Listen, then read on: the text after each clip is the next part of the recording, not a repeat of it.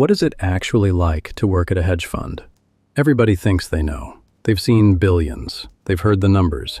Somebody's cousin at Citadel cleared $20 million last year. The version you hear is always the same one. The seat, the house in Greenwich, the car, the exit. Here's the version you don't hear. Out of every 20 people who get a portfolio manager seat, one is actually doing well. The rest are keeping their heads above water, getting fired, or waiting to be. Turnover at the big multi-strat funds runs 30 to 40% a year. Most people are out of the industry by 35. Of the ones who leave to start their own fund, 80% shut down before they ever get to real scale. 7 levels. You start at 24. If you make it all the way, you're out by 42, and you spend the rest of your life trying to figure out what actually happened. Here's what it looks like. Level 1. The Analyst. The call comes at 4:17 p.m. on a Thursday in February. You're at your desk at the bank, halfway through a model, and your phone lights up with a number you don't recognize. You pick up. It's a headhunter you met once for coffee in Midtown. She says the words you've been rehearsing in your head since your second month on the sell side. A fund wants to meet you. Not a name you were expecting, a name you've been saying out loud in the group chat for 2 years. You interview on a Saturday. The office is quiet. The carpet is thick. The guy across the table asks you for your best long idea, and you give him the one you've been sitting on for 6 months. He stares at you for a beat too long, then asks you about the gross margin progression and whether you've modeled the impact of the inventory destocking. You have. He nods. You don't hear from them for 11 days.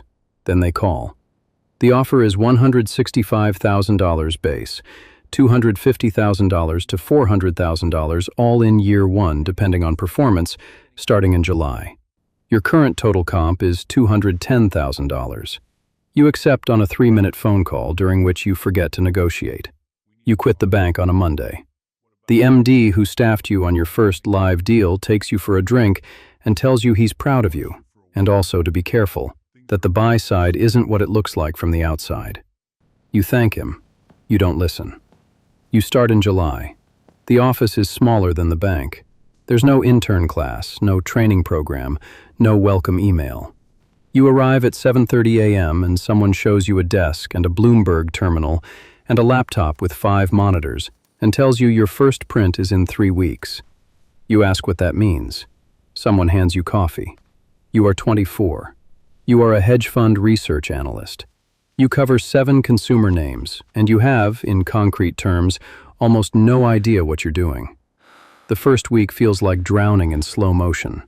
In banking, you had weeks to build a model. Here you have hours. The senior analyst you report to sends you to listen to a conference call at 8 a.m. on Tuesday and asks you at 10:15 what you think. You say you'd like to review the transcript before answering. He says he'd like an answer now. You start talking. You don't stop for 4 minutes.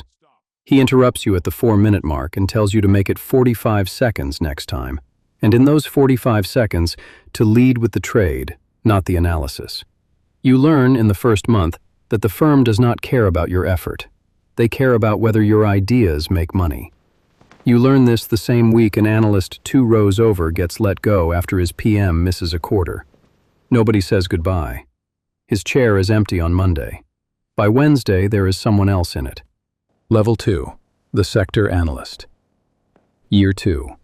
Your bonus comes in at $280,000. Your base bumps to $190,000. You are 25 years old, and you make more than your father made in the best year of his life. You do not tell him the number. You tell him things are good. The specific number feels somehow indecent. You cover consumer staples now, formally. 7 names became 12. You read roughly 150 pages a day. Earnings transcripts, sell-side notes, 10 Qs, expert network calls transcribed and saved in a Google Doc you maintain the way a monk maintains a manuscript. Your day starts at 6:20 a.m. You are at your desk by 7. The market opens at 9:30. Between 9:30 and 4, you do nothing that resembles the word analysis as you once understood it. You react. You update models in real time. You take notes on conference calls. You answer questions from the PM that begin with, "Why is," and end with the ticker of a company you are supposed to know the current bid-ask spread on. You live inside earnings season the way other people live inside a fever. 4 weeks a quarter, 16 weeks a year, you do not sleep well. You dream in line items. You wake at 4:30 a.m. on print mornings to parse the release before the market opens, and you listen to the call at 5 or 8, depending on the company. You have a Slack channel with 5 other analysts across 4 different funds, and you share nothing illegal and everything else. Someone's positioning, someone's mood, someone's sense of where the whisper number is. The friendships are real. They are also, on some level, a data network. The relationship you started in banking lasts into your second year at the fund, and then it doesn't. You don't fight. You don't cheat. You simply stop being there in the way a person needs to be there to be loved. She moves out on a Sunday in March. You help her carry a box down to the street. Neither of you cries. That night you order from the same restaurant she always hated, and you eat it alone in the apartment, and you are in bed by 9:30, because there's a print before the open. You get a pitch into the book that quarter, a short. The company misses on margins and guides down. The stock drops 14% in a single session. Your PM walks over to your desk, taps the back of your chair, and says, "Nice." That one word from that specific man does more to your brain than the $280,000 did. The first rule of Level 2. The job is not measured in hours. The job is measured in prints. You lived through 20 of them this year, and each one felt like the last day of finals. And in 4 weeks, there will be another. Level 3. The Senior Analyst. You get promoted at the top of year 3. Senior Analyst. Total comp, $450,000 to $600,000, depending on the year. You are 27. You have $340,000 in a brokerage account and $80,000 in a 401k, and you own 0 things. No car, no apartment, just a lease, a bonus, and a brokerage statement that you look at on Sunday mornings the way other people look at a garden. You pitch ideas to the PM now. You sit in the IC meetings where decisions get made. You have, for the first time, some fractional sense of the book. You know that your PM runs $800 million. You know that his drawdown limit is 7.5%. You know that if he loses $60 million in a year, he is gone, and the 5 of you who work for him are gone with him. You watch it happen to a different team in April. The PM was a guy in his 40s, 2 rows over, well-liked. Had a wife and 2 kids in Westchester, and a house everyone had been to at least once. He was down 6% in March, and down another 2% in the first week of April. And on a Wednesday at 10:30, his desk was empty, and by noon, HR had pulled his analysts into separate rooms. 2 of them were redeployed to other teams inside the fund. One of them was not. She walked out with a cardboard box at 2:15. You watched her in the elevator. You didn't say anything. You didn't know her well enough to say anything, and the elevator in that building has always been a place where you don't speak. You realize, watching it, that the game you are in is a game where being right is not enough. Your PM says this out loud to you in December over a glass of wine at the firm dinner. He says, you can be right about a stock and lose money. You can be wrong about a stock and make money. The market does not care about your thesis. The market cares about flows. You go home that night and you think about the fact that your net worth is entirely dependent on a man whose net worth is entirely dependent on flows he cannot see and cannot control. Your parents come to the city that spring. You take them to a restaurant you can afford and they can't. Your mother asks you if you're happy. You tell her you don't know. You tell her you're good at it. She says those are different questions. You don't have an answer for her, so you pour more wine and the evening moves on. Level 4, the Portfolio Manager. You get the seat at 30, $150 million in your own book, base $250,000. Bonus structure, a percentage of net P&L, usually 12 to 18% for a new PM, higher for seasoned ones. Your total comp in a flat year is around $800,000. In a good year, $2 to $4 million. In a bad year, you are fired. You have wanted this since you were 23. You have now had it for 6 weeks. You do not recognize the version of yourself who wanted it. The seat changes you in ways you don't have language for. You used to come into the office curious. Now you come in afraid. Not in a dramatic way, in a specific, technical way. Every morning at 7:15, you pull up your book and you look at the P&L number from the overnight session, and the number has opinions about you. A green number means nothing. A red number means something. A red number means you spend the morning trying to figure out whether you still believe what you believed yesterday. And if not, why not? And whether to cut, and if you cut, what you replace it with. You are down 2.4% in your third month. Not catastrophic, recoverable. You know this rationally. The rational part of you is not the part running the book at 10 a.m. on a Friday in September when a stock you own is down 7% pre-market because someone sneezed at a conference you did not attend. You cut the position. You do it faster than you would have 6 months ago. The stock rallies 12% by Tuesday. You do not buy it back. You cannot buy it back. The fear is now in the muscle. You learn, quickly, and without any of it being explained, that the job of a PM is not to be a great investor. The job of a PM is to not lose money. Losing money is not a setback. Losing money is an event that precedes termination. Your risk manager, a 38-year-old with a quant background and a voice like weather, sends you an email every Friday with your gross and net exposure, your factor tilts, and your realized vol. You read it the way other people read a horoscope. You stop sleeping well.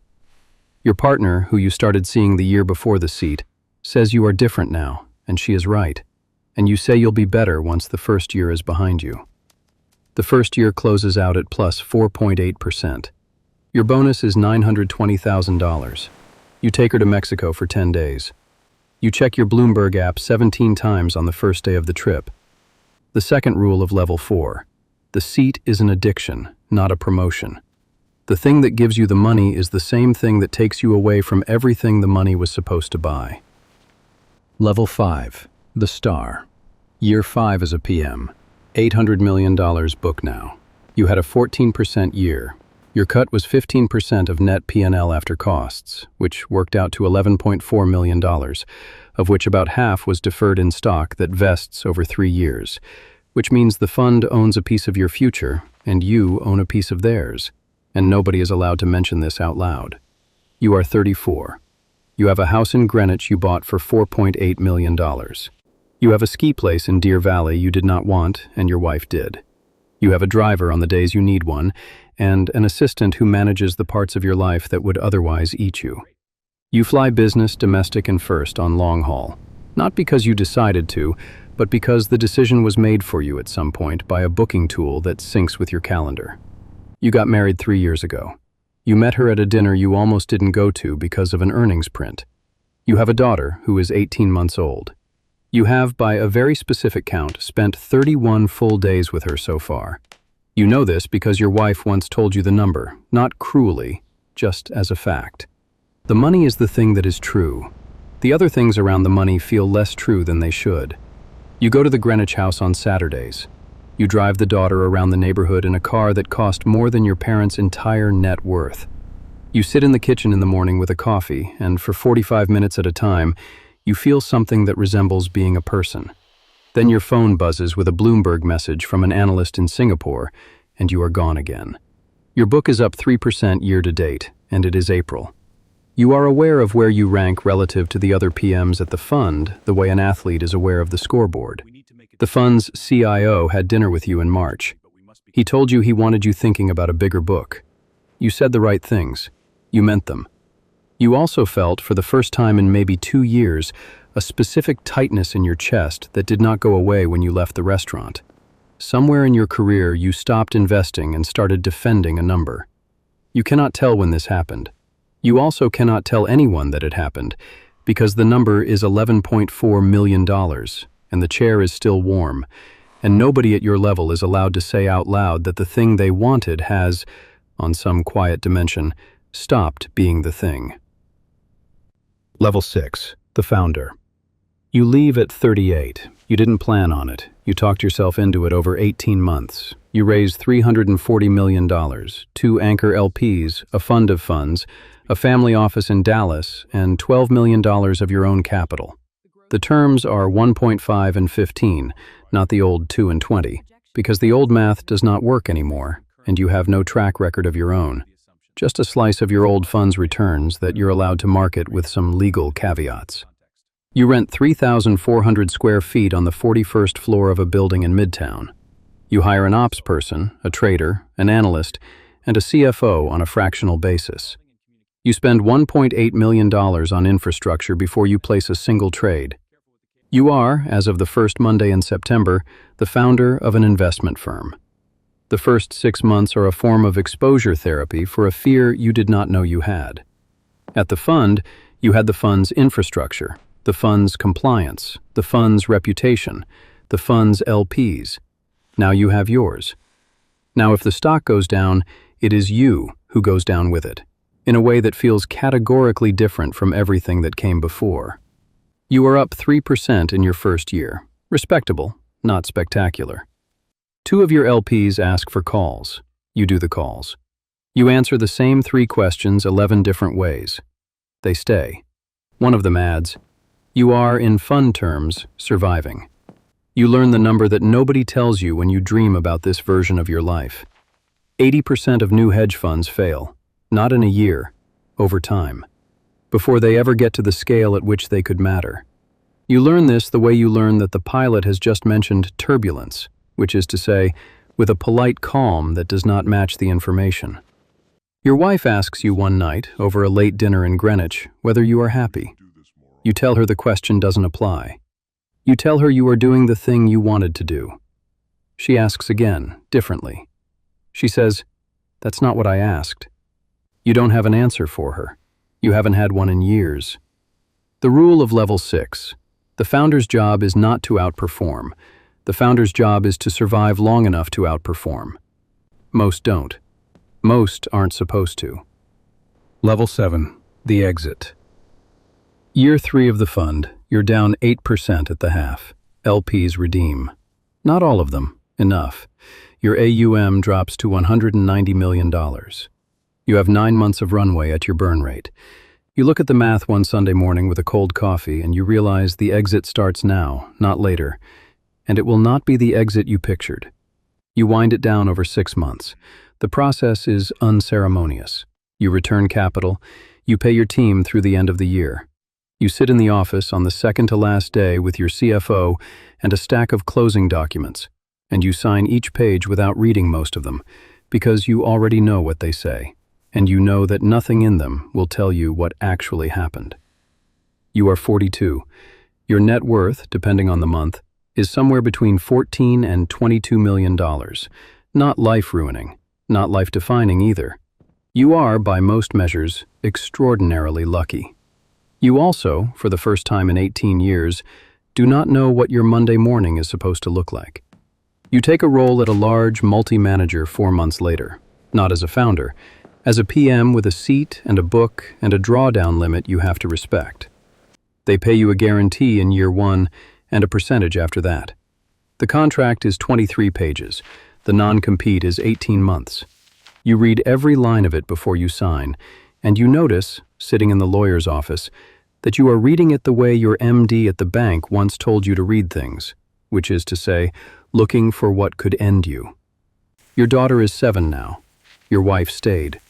The marriage is still there, quieter than it was, rebuilt on a set of agreements neither of you articulated out loud. You see your daughter more than you used to. You see her less than a normal father would. The math on this is not something you discuss. You think about the version of yourself that sat at a desk at a bank 18 years ago, waiting for the call from the headhunter at 4:17 on a Thursday. That version of you believed the seat was the prize, that the money was the proof, that the fund would become the fund because you were you, and not the reverse. Somewhere in Manhattan, right now, a 24-year-old in her second year at a bank picks up the phone at 4:17 on a Thursday. A headhunter she met once at a coffee shop in Midtown says the words. A fund she has been reading about for 2 years wants to meet her. She says yes before the headhunter finishes the sentence. She thinks the call is the beginning. It is, just not of the thing she thinks it is.